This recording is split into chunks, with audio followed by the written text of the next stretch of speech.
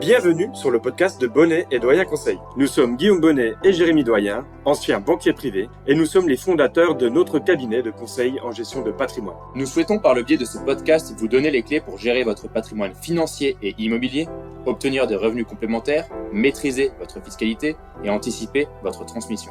Si ces sujets vous intéressent, alors abonnez-vous. Nous vous souhaitons une très bonne écoute. Et aujourd'hui, dans le nouvel épisode de notre podcast L'art de la gestion patrimoniale, on va parler de l'outil indispensable pour tout entrepreneur, la holding. Et oui Guillaume, la holding, beaucoup d'entrepreneurs nous contactent pour savoir comment faire une holding et surtout savoir s'il y a un intérêt à créer une holding dans leur situation précise. C'est important de comprendre que ce podcast ne suffira bien évidemment pas à faire le tour de la holding. Il y a énormément de choses à savoir sur ce sujet. Ici, nous allons vous expliquer seulement et simplement ce qu'est une société holding et à quoi ça sert. Nous ne rentrerons pas dans les détails en particulier et pour une situation précise. Donc, cela ne constitue pas un conseil pour votre société en particulier. Nous commencerons donc le podcast par définir la holding avec Guillaume, puis ensuite nous développerons les points suivants. Comment créer une holding? Quel choix de statut faire? SARL, SAS, société civile? Quels sont les avantages majeurs pour le chef d'entreprise? Et enfin, est-ce intéressant dans tous les cas? Et on va commencer par la définition d'une holding. La holding, c'est quoi? C'est une société qui a pour but, qui a pour vocation de regrouper différents associés ou actionnaires qui souhaitent acquérir une influence significative dans les sociétés détenues par celle-ci. Ça veut dire quoi? Concrètement, la holding, c'est une société qu'on appelle société mère, bien souvent, qui va détenir des participations dans d'autres sociétés, qui peuvent être des sociétés commerciales ou des sociétés civiles. Ça va permettre à cette société d'avoir deux rôles qui peuvent être différents. La société holding, elle peut être dite passive, c'est-à-dire qu'elle va se contenter d'avoir uniquement la détention des participations ou des parts dans une autre entité, ou alors ça peut être une société holding active, où là, elle va vraiment avoir un rôle qui est joué au niveau du groupe, c'est-à-dire c'est plutôt une gestion de groupe avec des choix concrets et un travail qui est apporté par exemple par la holding à ces sociétés. Exactement. Et maintenant, comment on crée une holding, Guillaume? La création d'une société holding est exactement similaire à la création de tout autre type de société. Quelques détails tout de même. Il faudra apporter les titres de vos sociétés du dessous à la société mère, donc à la société holding. Bien sûr, l'objet social doit être adapté et prévoir que la société servira notamment à détenir les participations dans d'autres sociétés et également de fournir un support administratif à ses filiales. Si et seulement si la holding est active, on peut aussi dire une holding animatrice. Les fondateurs devront donc surtout se pencher sur le choix de la structure juridique de la holding et sur les opérations qu'ils réaliseront avec la holding. Pour faire ce choix entre passif et actif, il faut vraiment se projeter sur le long terme. Encore une fois, il faut vraiment avoir les idées claires et savoir vers quoi on va, et c'est pour ça la plupart du temps qu'on est accompagné pour se projeter.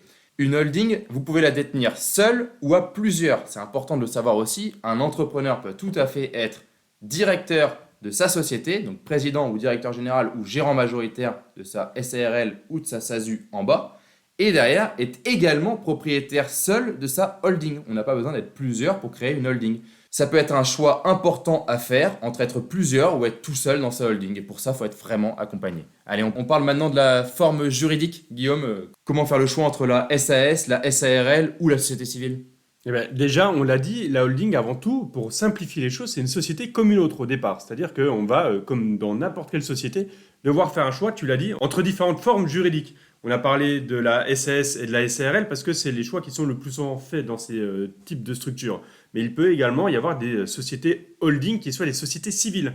C'est un choix qui est possible. À chaque fois, ça dépend de la situation.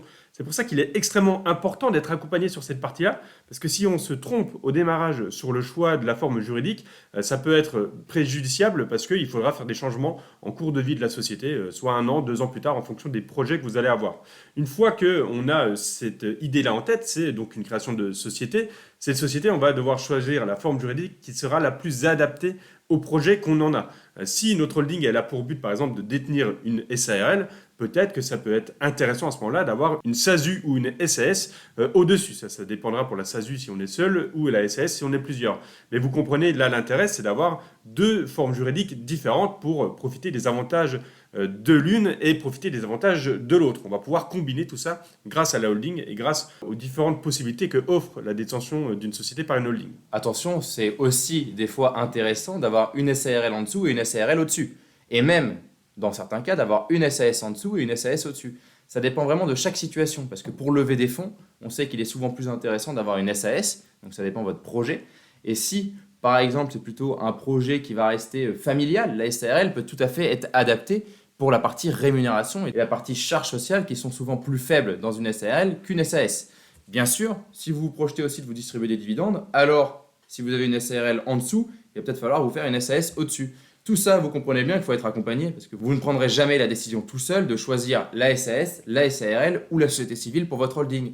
Un accompagnement est nécessaire par un conseiller en gestion de patrimoine et ensuite par un avocat fiscaliste.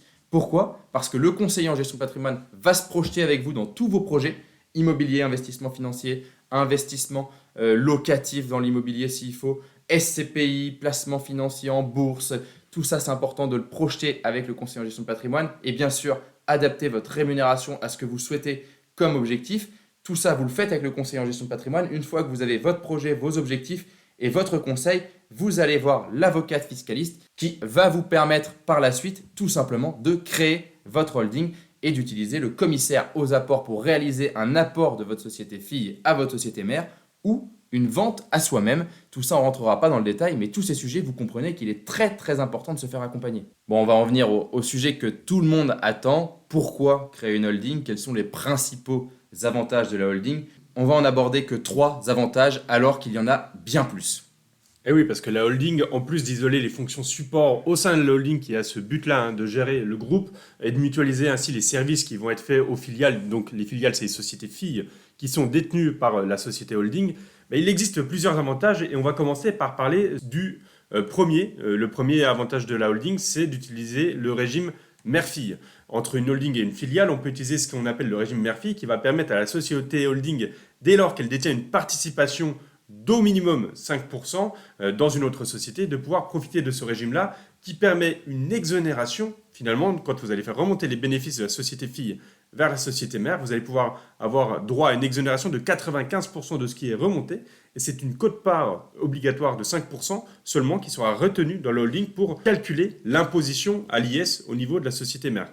Eh ben, c'est très intéressant, Guillaume, si on prenait un cas concret. Si vous avez une SAS ou une SARL en dessous, et que vous souhaitez vous rémunérer par le biais de la SAS ou de la SARL, vous allez passer par la fiscalité personnelle. Donc concrètement, prenons une SAS pour l'exemple. Si vous êtes après vos bénéfices, donc vous avez payé l'impôt sur les sociétés, vous avez des bénéfices, qu'en faire ? Vous voulez les investir dans un bien immobilier et vous n'avez pas de holding pour le moment. Donc vous êtes obligé de vous rémunérer. Cette rémunération, vous allez utiliser les dividendes parce que ce sont sur vos bénéfices et vous allez payer le prélèvement forfaitaire unique de 30%. C'est ce que font la plupart des entrepreneurs quand ils font le choix entre l'impôt sur le revenu et le prélèvement forfaitaire unique. Si on prend ces 30%, vous perdez donc 15 000 euros si vous avez fait des bénéfices de 50 000 euros et que vous les distribuez sous forme de dividendes. Donc ces 50 000 euros deviennent 35 000 euros pour votre investissement immobilier. Prenons l'autre exemple. Vous avez fait des bénéfices, vous avez payé l'impôt, vous avez donc toujours ces fameux 50 000 euros, mais cette fois-ci, vous avez une holding au-dessus. Si vous remontez les dividendes et donc vous les distribuez à votre holding, ces 50 000 euros seront imposés dans la holding et comme l'a dit Guillaume, seulement sur 5% de ce qui est remonté. Et ces 5% seront imposés à seulement 15%. La fiscalité, elle va être seulement 375 euros vs 15 000 euros. Au final, pour investir dans votre bien immobilier, avec votre holding ou avec une société civile immobilière qui appartiendrait également à votre holding, vous pouvez investir la somme de 49 625 euros, alors que dans l'autre cas, vous ne pouviez investir que 35 000 euros. La situation serait encore pire si vous étiez en SARL, car en SARL, vous savez, si vous distribuez des dividendes, si c'est au-delà de 10% du capital social, vous avez des charges sociales supplémentaires. Donc voilà, vous comprenez l'intérêt. Là, on a pris une somme qui est modeste, 50 000 euros. La plupart du temps, les entrepreneurs font ça sur 100, 200, 300, même 1 million, voire plusieurs millions d'euros. Et c'est pour ça qu'il y a des frottements fiscaux qui sont évités. Attention tout de même, pour mettre en place cette solution de régime mère-fille, vous l'avez compris, on a parlé de distribution de dividendes. Et ces dividendes, ils ne peuvent être distribués que quand une société réalise un résultat positif. On a parlé du bénéfice. Sur ce bénéfice, vous payez de l'impôt sur les sociétés. Si votre société a fait du déficit, alors là, impossible de faire remonter une partie dans le holding via cette distribution des dividendes. Et oui, Guillaume, et si tu pouvais nous aborder le deuxième avantage qui est l'intégration fiscale, puis suite à tes explications, je redonnerai un exemple concret. Eh bien, ici, on va parler de l'intégration fiscale. Qu'est-ce que ça veut dire? Quand vous avez une holding, vous allez avoir une mutualisation, comme on l'a dit un peu plus tôt, des sociétés. Imaginez aujourd'hui, vous avez une situation, vous avez d'un côté une SAS et de l'autre une SARL qui ne sont pas jointes par une holding. Votre SAS, elle fait un résultat de 150 000 euros. Ça veut dire que vous allez payer de l'IS sur 150 000 euros. À côté de ça, la SRL, elle est négative. Vous êtes en déficit de 50 000 euros. Eh bien, vous allez devoir payer de l'impôt à 15% jusqu'à 42 500 euros sur la SAS et au-delà, vous serez à 25%. Et sur la SRL, vous n'aurez pas d'impôt à payer, vous êtes en déficit. Qu'est-ce que va nous offrir la holding comme possibilité? Eh bien, c'est de dire qu'on a un groupe. Et la holding, elle va mutualiser tout ça. Donc, on aura d'un côté notre résultat positif de la SAS qui sera apporté dans la holding, mais le déficit de notre SRL qui viendra diminuer ce résultat. Et donc, on aura une imposition qui sera globale plutôt qu'individualisée par société, ce qui va nous permettre tout simplement de mutualiser tout ça et de réduire la fiscalité globale sur le groupe, ou en tout cas de profiter d'une activité qui rapporte moins pour réduire la fiscalité d'une activité qui rapporte beaucoup. Donc on parle du coup d'une activité qui serait déficitaire, qui serait avantageuse pour l'activité qui est bénéficiaire. Exactement, au moins on n'est pas pénalisé par cette activité déficitaire. Effectivement, si vous avez un groupe où tous les résultats sont importants dans chacune des sociétés, il y a peut-être moins d'intérêt à faire cette intégration fiscale, mais tout entrepreneur qui nous écoute aujourd'hui comprend directement l'intérêt d'avoir une holding si on veut utiliser l'intégration fiscale pour diminuer sa fiscalité. Et oui, car vous le comprenez, dans un cas, comme l'a dit Guillaume, vous allez payer de l'impôt société sur 150 000 euros dans la première société et aucun impôt société dans la deuxième qui a moins 50 000, mais ces moins 50 000 n'impactent pas la deuxième, ce qui est dommage. Alors que si vous faites une intégration fiscale, ces 150 000 vont être réduits de 50 000 euros et donc vont vous permettre d'être imposés sur les bénéfices à hauteur de 100 000 euros. Ces 100 000 euros-là seront la base imposable, alors que votre base imposable précédemment était de 150 000 euros. Dans certains cas, on arrive même à faire que les déficits soient égaux aux bénéfices. Mais ça, c'est dans les cas magiques, j'ai envie de dire. Et puis dans les clients qui vont être très très bien accompagnés pour cette intégration fiscale. Par contre, j'aimerais avoir les conditions, Guillaume, pour cette intégration fiscale, parce que c'est vrai que c'est beaucoup plus compliqué que le régime Murphy, tout simplement. Oui, bien sûr, vous le comprenez, il y a un gros intérêt, mais face à ce gros intérêt, il faut forcément des règles parce que c'est ce dont on a l'habitude avec l'État français. Donc, si vous avez envie d'avoir cette intégration fiscale avec votre holding et que vous vous dites que pourquoi pas, eh bien, il faudra respecter plusieurs conditions. La première, c'est que toutes les sociétés intégrées fiscalement, elles doivent être soumises à l'IS. Si vous avez une société qui est à l'IR, elle ne pourra pas rentrer dans ce type de schéma et elles doivent clôturer leur exercice comptable, ça vous le comprenez pourquoi, à la même date. C'est-à-dire qu'elles doivent par exemple toutes clôturer au 31 décembre de l'année parce que sinon, eh bien, on ne peut pas avoir cette intégration qui se met en place. Au-delà de ça, la société holding, elle doit obligatoirement détenir au moins 95% du capital des sociétés qui sont intégrées. En dessous de ça, on ne pourra pas non plus mettre en place l'intégration fiscale, alors que vous vous en souvenez, par exemple, si on parle du régime Murphy, c'est seulement 5% la détention nécessaire. La société holding ne doit pas être détenue à plus de 95% cette fois-ci par une autre société soumise à l'IS. Enfin, il y aura des règles qui seront forcément différentes en fonction de l'endroit où vous vous trouvez. Et puis Guillaume, on va passer maintenant au troisième avantage, l'effet de levier, parce que ça, il peut être vraiment majeur quand on crée sa holding. On peut faire un effet de levier, un effet vraiment multiplicateur par 2 pour le patrimoine.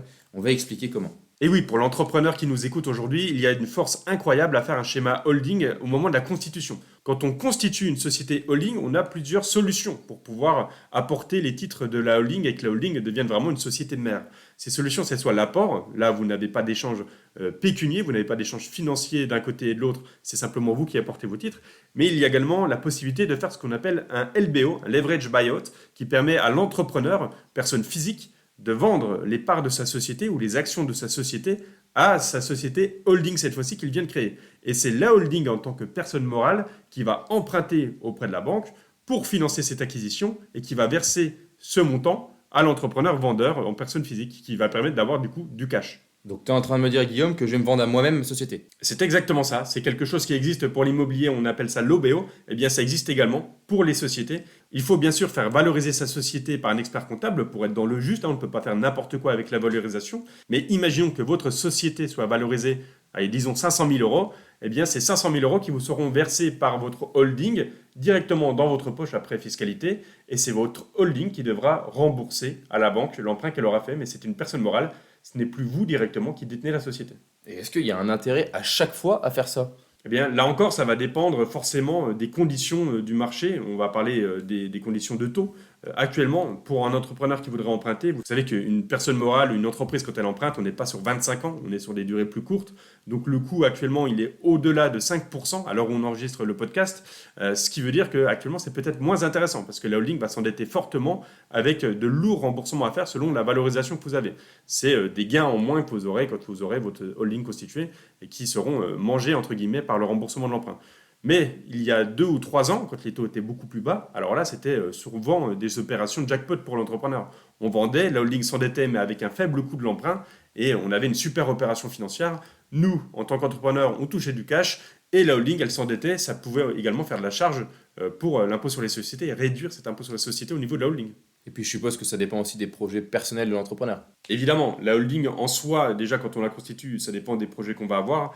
Et derrière, c'est est-ce que vous avez besoin de vous sortir du cash de manière importante aujourd'hui ou est-ce que le montage holding, ça va justement vous permettre de faire remonter dans la holding, d'avoir une fiscalité maîtrisée, car une rémunération qui est maîtrisée également, et de l'investissement dans des projets qui est rendu possible par la constitution de cette holding avec un simple apport des titres ou apport des parts sociales. Mais merci Guillaume pour ce troisième avantage. Sachez qu'il en existe tellement d'autres des avantages à mettre en place une holding. Et justement, on va voir maintenant s'il est intéressant de faire dans tous les cas une holding et dans quelle situation on doit vraiment se poser la question de mettre en place une holding pour sa société commerciale ou pour toutes ces sociétés qu'on gère. Eh bien là, Jérémy, disons que je suis entrepreneur, j'ai une activité qui commence à marcher fortement, j'ai des bénéfices qui deviennent importants. Est-ce que dans mon cas, c'est intéressant si je te dis, moi j'ai envie d'investir dans l'immobilier fortement et j'ai envie d'éviter au maximum de passer par la case imposition. Est-ce que là, dans ce cas-là, c'est intéressant ou est-ce que je dois attendre parce que je suis encore aux prémices et j'ai seulement des bénéfices, disons, de 40 ou 50 000 euros à faire remonter? La plupart du temps, nous, on va attendre effectivement que la société fasse 1 ou 2 ou 3 années de bénéfices. C'est sûr que si vous avez un business model qui est hyper rentable dès le début, effectivement, la holding peut avoir son intérêt dès le départ. Ne soyez pas trop rapide. C'est important de comprendre que la holding, elle est faite pour investir, investir, investir. Donc dans ton cas, je pourrais conseiller effectivement à l'entrepreneur d'aller vers la holding, de se projeter vers une holding, mais pas forcément de le faire de suite. Ça dépend aussi quand est-ce qu'il va vouloir vraiment mettre en place ses projets immobiliers. Parce que souvent, quand on est entrepreneur, et tu le sais toi-même Guillaume, on a la tête dans le guidon, on a la tête déjà dans son projet commercial, dans son projet de société, et c'est très compliqué d'aller faire de l'immobilier en direct dans d'autres projets. En tout cas, il faut avoir du temps, et ce temps-là, c'est de l'argent. Point important, donc, si vous devez faire une holding, c'est que vous avez comme projet d'investir, d'investir et d'investir, et de développer vos sociétés. C'est-à-dire que vous devez avoir cette volonté de développer de nouvelles activités immobilières ou autres activités commerciales, mais vous ne devez pas vous arrêter à une société commerciale et une holding. Sinon, il n'y a aucun intérêt. Si j'ai envie de dire presque un intérêt peut-être de rémunération. Et encore, je trouve que l'intérêt serait tellement faible par rapport aux charges que vous allez payer. Donc attention, il faut vraiment se projeter vers des investissements, voir ça comme un développement du patrimoine personnel et professionnel et voir ça aussi comme un accroissement de sa fortune. Et oui, car attention, quand on parle de holding, on a vu qu'il y avait énormément d'avantages à créer une holding pour l'entrepreneur qui souhaite développer son patrimoine, mais ça ne veut pas dire qu'il n'y a aucun inconvénient. La holding, effectivement, ça va être des charges en plus à supporter. Vous avez un montage qui peut être lourd à la constitution, on a des frais de constitution, des frais de conseil, un commissaire aux apports dont on a parlé également, tout ça c'est des frais à la constitution. Vous avez également les frais pour la gestion comptable. Une holding, on l'a dit, c'est une société, donc comme toute société, il doit y avoir un bilan qui est réalisé, il doit y avoir un suivi, et tout ça c'est des coûts supplémentaires. Ces coûts, ils sont amortis, on l'a dit, quand on a cette volonté d'investir, parce qu'on a vu qu'il y avait des gains qui étaient énormes à faire sur un investissement immobilier avec un apport qui évitait tout frottement fiscal quasiment. Une légère quote-part qui était seulement fiscalisée. Donc là, c'est très vite amorti. Mais si vous faites une holding parce que vous avez entendu un podcast qui vous disait que c'était un super moyen d'investir quand on était entrepreneur, mais que vous n'avez plus cette volonté ou que vous n'avez pas cette volonté d'investir parce que soit c'est déjà fait, soit vous n'avez pas du tout cette volonté-là, eh bien là, vous allez avoir des coûts qui vont finalement être très peu amortis parce que votre holding ne vous servira pas à grand-chose. La holding peut aussi trouver son intérêt quand on veut vendre une société. Donc c'est important de comprendre, il y a des articles qu'on utilise la plupart du temps, le 150 obiter, pour pouvoir vendre sa société et pour pouvoir réduire sa fiscalité. C'est important de comprendre que la holding a plusieurs intérêts, plusieurs cordes à son arc, et ça c'est très important de le comprendre. C'est-à-dire que là on a vraiment abordé que les sujets principaux de la holding, on n'a vraiment pas été dans le détail. Avec nos clients, on va dans le détail, on voit la situation, on voit les objectifs et on répond à tous leurs besoins. C'est simple, avec une holding, la plupart du temps, vous allez réduire votre impôt sur les sociétés, votre impôt sur le revenu, vos charges sociales et le frottement fiscal d'un point de vue général pour vos investissements immobiliers. Donc oui, la fiscalité, vous allez l'abattre. La plupart du temps, c'est vrai. Mais pour abattre cette fiscalité, il faut déjà absolument avoir des bénéfices et donc avoir une société qui est bénéficiaire, vous l'avez compris. C'est déjà la première chose à avoir avant de se poser la question de faire une holding. On n'a pas pu aborder tous les éléments pour savoir si ce montage il vous correspond ou pas. On n'a pas pu par exemple parler de la convention de prestation de services qui permet également de réduire l'IS. On n'a pas pu parler de la convention de trésorerie pour faire des prêts entre vos sociétés. On n'a pas pu parler des placements financiers ou immobiliers que vous allez pouvoir faire avec votre société. On n'a même pas pu parler de la levée de la dette que vous pourriez faire pour, par exemple, investir dans l'immobilier grâce à votre groupe et donc investir plus grand. Tous ces avantages-là, il faut les aborder, mais ça, on les aborde en rendez-vous personnalisé avec nos clients. Eh bien, on peut passer à la conclusion de notre épisode du jour. On parle de la holding et on rappelle que c'est une holding qui peut être extrêmement intéressante pour les entrepreneurs qui sont en phase de développement, qui veulent investir, qui veulent développer d'autres activités.